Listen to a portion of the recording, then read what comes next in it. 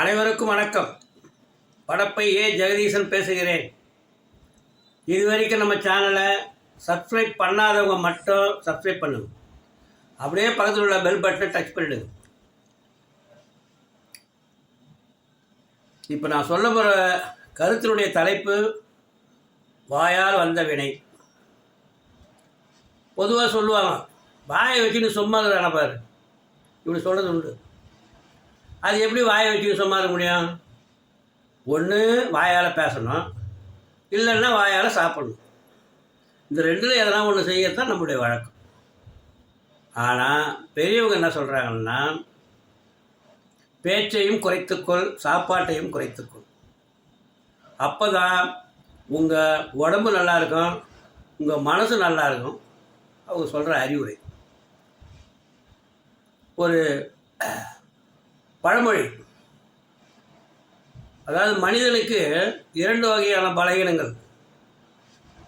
ஒன்று சும்மா இருக்க வேண்டிய நேரத்தில் பேசுறது, ரெண்டாவது பேச வேண்டிய நேரத்தில் சும்மா இருக்கிறது. பேசுவது என்பது பெரிய விஷயம்தான், ஆனால் மௌனம் என்பது அதை விட பெரிய விஷயம்.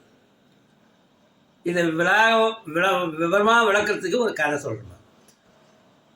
ஒரு ஊரில் ஒரு மேம்பாலம் கட்டுறாங்க.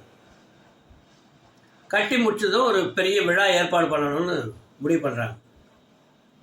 ஸோ ஒரு நாள் விழாவுக்கு ஏற்பாடு பண்ணாங்க. மந்திரி அழைச்சாங்க, காவல்துறை அதிகாரிகள் அழைச்சாங்க, போக்குவரத்துறை அதிகாரிகள் அழைச்சாங்க, பொதுமக்கள் எல்லாம் கூடினாங்க. ஒரு ரிப்பனை கட்டினாங்க. மந்திரியை கூப்பிட்டு கட் பண்ண சொன்னாங்க. கட் பண்ணார். உடனே போக்குவரத்தை ஆரம்பித்து வச்சார். முதல்ல அவர் வண்டி தான் போகுது, பின்னாடி தான் அதிகாரிகள் பொதுமக்கள்லாம் ஒன்று பை ஒன்றா போகுது. இந்த காவல்துறை அதிகாரிகளும் போலீஸ்துறை போக்குவரத்து அதிகாரிகளும் வண்டி லைனாக என்றாங்க. ஏன்னா அங்கே ஒரு விளம்பரம் கொடுத்தாங்க.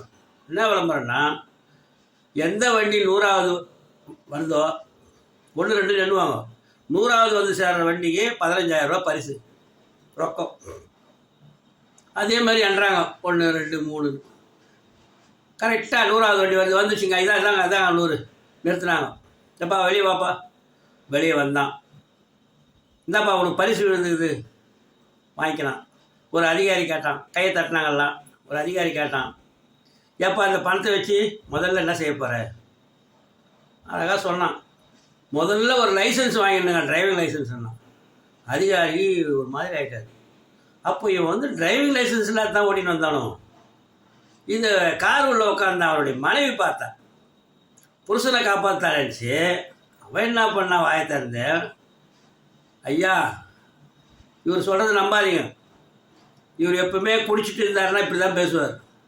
இப்போ குடிச்சிட்டு வேறு வண்டி ஓடுறானா, இன்னும் கொஞ்சம் அதிர்ச்சி ஆகி போச்சு அதிகாரி. இவ்வளவையும் உள்ளே உட்காந்துக்கிறான். அவங்க அப்பம் பார்த்துக்கிறான். அவனுக்கு காது கொஞ்சம் கேட்காது. பார்த்துட்டு என்ன பண்ணுறான், முணுமுணுக்க ஆரம்பிக்கிறான். என்ன சொல்கிறான்னா, ஐயா இவன் நான் முதல்ல சொன்னேங்க, கேட்கல. அவன் ரோட்டில் நிறுத்தி வச்சுக்கிற காரை திரடாதடான்னு சொன்னேன், அப்போது கேட்கல, இப்போ மாட்டிக்கிட்டான் பாருங்கள். இந்த வாயை சும்மா இல்லாததுனால வந்து இவங்க எவ்வளோ பெரிய வம்பில் வந்து மாட்டிக்கிறாங்க பாரு. ஒரு அழகான பழமொழி. இவனுக்காக இல்லை, நல்ல மனிதர்களுக்காக. செய்ய வேண்டிய நேரத்தில் செய்யுங்கள், சும்மா இருக்க வேண்டிய நேரத்தில் சும்மா இருங்கள். இதுதாங்க நாம் புரிஞ்சு கொள்ள வேண்டிய முக்கியமான கருத்து. நன்றி, வணக்கம்.